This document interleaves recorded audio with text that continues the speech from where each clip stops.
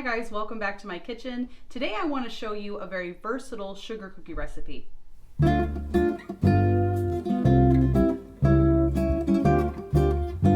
For us, this is baking week, and I wanted to get this video out to you a little bit earlier, but unfortunately there was just too many things going. So I am a little bit late on this video. However, I think I'm still just enough time for some of you that have not decided if you're going to be baking or not.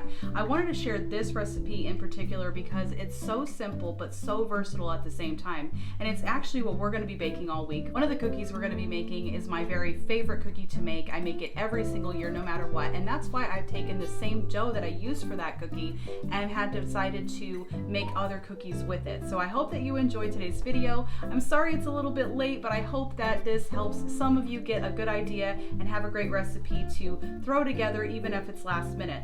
So let's get going on it. We begin by making a base sugar cookie dough recipe. I have 1 cup of granulated sugar going into a mixer bowl, 1 cup of room temperature butter, and I'm going to use my paddle mixer to blend this in until it creams. I have 1 teaspoon of vanilla plus 1 large egg and 1 yolk. The extra yolk makes the cookie a little bit more chewier in consistency.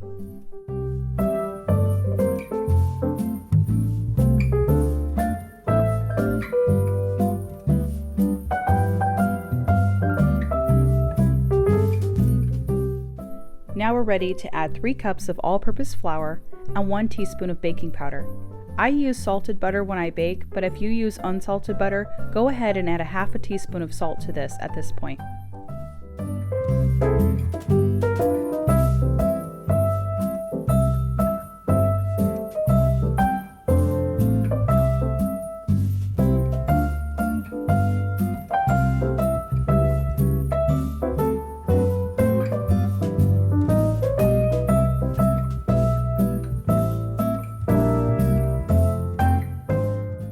I like to wrap my dough in parchment paper to store it.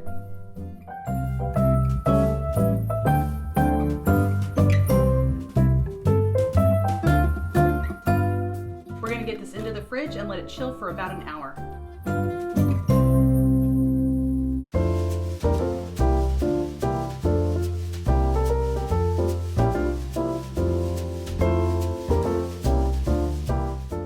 The first cookie we're going to make with our cookie dough are Thumbprint cookies.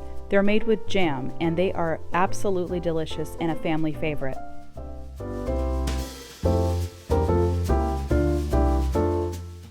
I'm just going to simply take some of the sugar cookie dough, about a tablespoon's worth, and roll them into tight balls and place them on the baking sheet. You can use any jam that you like. My very favorite to make and use is raspberry. Today I'm using blackberry jam, but apricot jam, strawberry jam, or any jam that you like works great for these. I'm going to take my thumb and I'm going to press lightly into the dough so that it makes a small indentation for the jam to sit.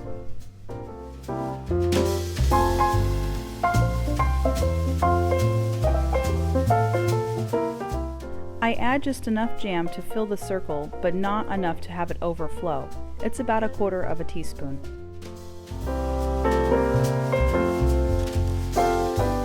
These are going to go into a 350-degree oven for about 12 minutes.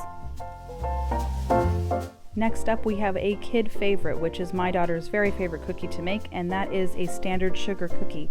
This dough works perfectly for flouring a surface and shaping your cookies, but you can also just make standard circles and bake them that way too. Either way, these cookies come out delicious, and this dough is great to make ahead, and it also freezes well too. Depending on whether you cut shapes or not, your cookies may take anywhere from 12 to 14 minutes at 350 degrees. Just keep an eye on them. You want to take them out when the edges begin to brown. I do a standard buttercream icing of 1/2 cup of butter blended with 2 cups of powdered sugar and 3 to 5 tablespoons of milk in a mixer.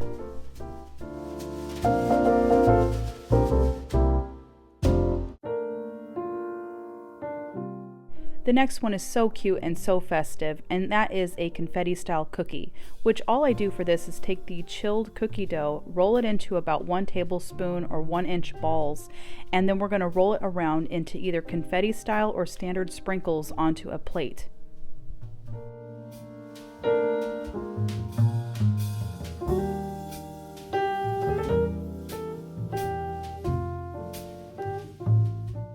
These go into a 350-degree oven for about 12 minutes. Next up, we're going to do some chocolate cookies. This is a chocolate chip cookie. I'm going to cut the dough directly in half, place it into the mixer bowl, and I'm going to add 1/2 cup of chocolate chips and 1 tablespoon of cocoa powder. I'm going to blend this at a higher speed so that it comes together quicker.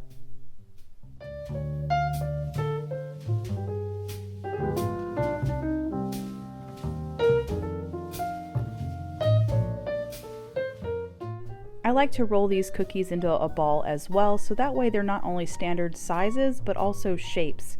I do about a 1-inch ball per cookie.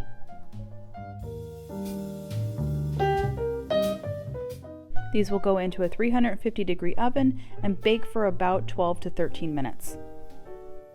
When they're just about ready to come out of the oven, I like to take the flat side of a measuring cup and just smash it down a little bit.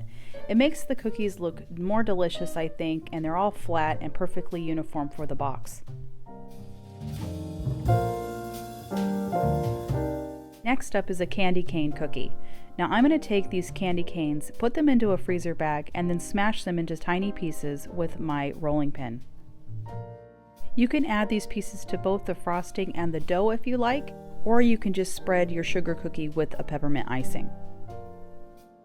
For the frosting, I take that same buttercream frosting that I made earlier, and I add about 5 drops of peppermint essential oil and some of the candy cane pieces to the frosting, and then I like to sprinkle a little bit more of the candy cane pieces over just so it looks pretty and decorative.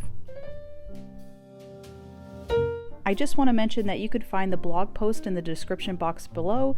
There you'll find the entire recipe for this cookie dough along with all the variations. To box up our cookies, I have these really cute bakery-sized boxes that I'm adding a piece of parchment paper to before I add the cookies in, and I will leave a link for these boxes in the description box below if you'd like to pick some up. I like to have these year-round, not just during Christmas. That way I can make treats for people whenever I like, but you can also find these boxes in places like Michael's, and I know Walmart carries them as well. You can also find these in smaller sizes in case you're wanting to do smaller boxes, but either way, it's a great little gift and I think it looks super cute in the box.